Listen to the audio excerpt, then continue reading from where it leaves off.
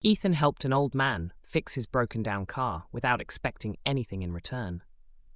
The next day, the same man showed up at the cafe where Ethan worked, and what he brought moved everyone in the cafe to tears.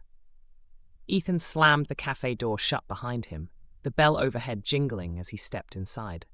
His mother, Linda, was bent over the counter, balancing receipts and wiping her forehead with the back of her hand.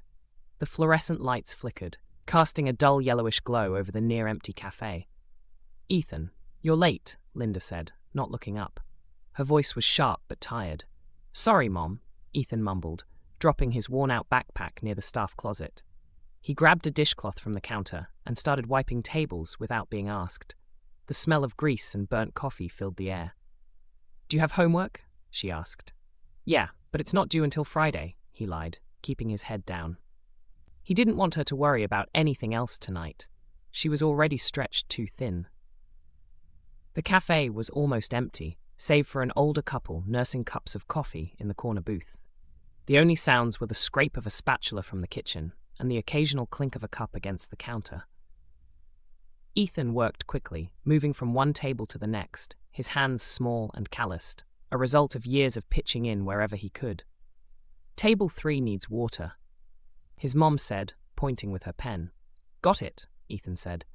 He grabbed the pitcher and headed to the couple. The woman nodded, smiling faintly. "Thank you, young man." He nodded back, filling their glasses and returning to the counter. His mom gave him a once-over. "You're still wearing those shoes, Ethan. They're falling apart." "They're fine," he said quickly. He didn't want to hear the inevitable follow-up. "We can't afford new ones right now." Linda sighed but didn't push. Instead, she slid a plate of leftover fries toward him. "Eat something. You're too skinny." Ethan shook his head. "Not hungry." Before she could argue, the bell above the door jingled again, and a man in a suit walked in.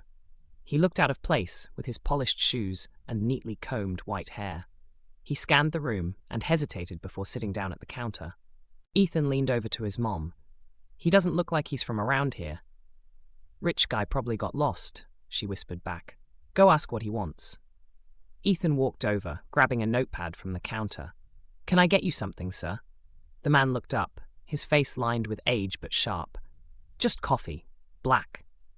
Coming right up, Ethan poured a cup and placed it in front of him. He noticed the man's hands. They were trembling slightly as he reached for the mug. "You okay, sir?" The man gave a faint smile. "Rough day." Ethan didn't press. He'd learned not to pry too much. Instead, he returned to his tasks, though he kept glancing at the man. Something about him seemed off, like he was carrying a weight Ethan couldn't see. When their shift ended, Ethan helped his mom lock up the cafe. The streets were quiet, the kind of quiet that felt eerie. He pedaled home on his rusted bike, the chain rattling with every turn. The cold air bit at his face, and his thin jacket did little to keep it out. Their apartment was just as small and cramped as ever. Ethan tossed his backpack onto the floor and flopped onto the couch. His mom sat at the kitchen table, sorting through a pile of bills. Ethan didn't need to look to know what they said. Final notices, overdue payments, threats of eviction. He'd seen them before. "We'll figure it out," she said, though her voice was more tired than confident. Ethan didn't respond. What was there to say? The next morning, the eviction notice came. Ethan found it taped to their door as he left for school. He crumpled it up and shoved it in his pocket, hoping his mom wouldn't see it until later. He didn't want to ruin her day right at the start. At school, things weren't much better. His clothes were second-hand, his shoes held together by duct tape, and the other kids didn't let him forget it. He kept his head down, avoiding their comments, focusing on getting through the day. By the time he was riding home that evening, the weight of everything felt unbearable. His mom's exhaustion, the eviction notice, the constant struggle. It all pressed down on him. He wondered if things would ever get better, or if this was just how life would always be. That's when he saw the car. It was an old Mercedes, parked awkwardly on the side of the road. Smoke billowed from under the hood, and an older man stood nearby, pacing with a phone in his hand. He looked familiar, but it took Ethan a moment to place him. It was the man from the cafe. Ethan slowed his bike, hesitating. He could keep riding, it wasn't his problem, but something made him stop. "Need help?" he called out. The man looked up, startled. I think it's the engine. I've been trying to get a tow truck, but no one's answering. Ethan leaned his bike against a tree and walked over. Mind if I take a look?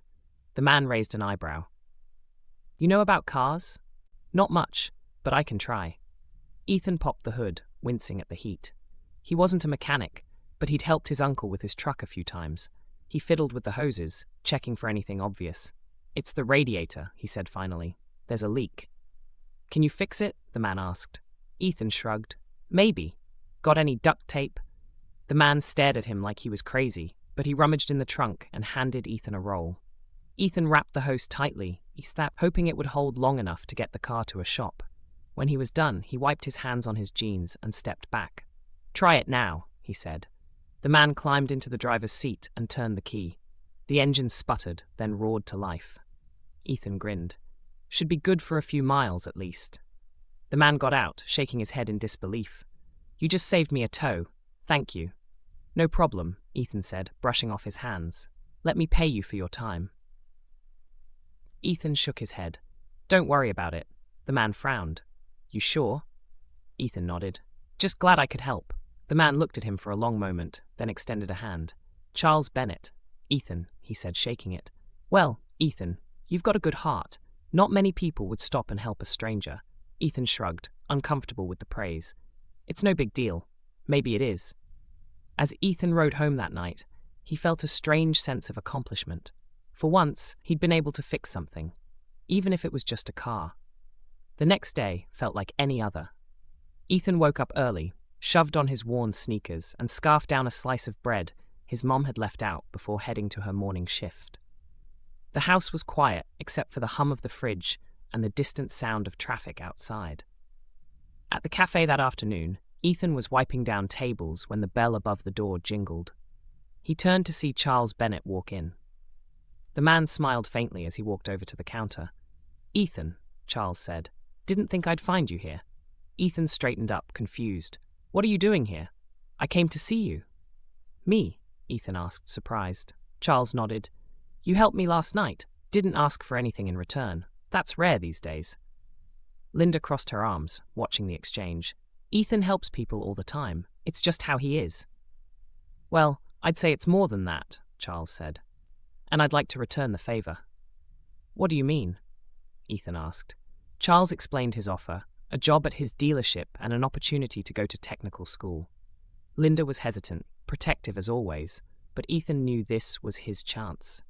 As the weeks went by, Ethan worked tirelessly at the dealership, balancing school and helping his mom at the cafe.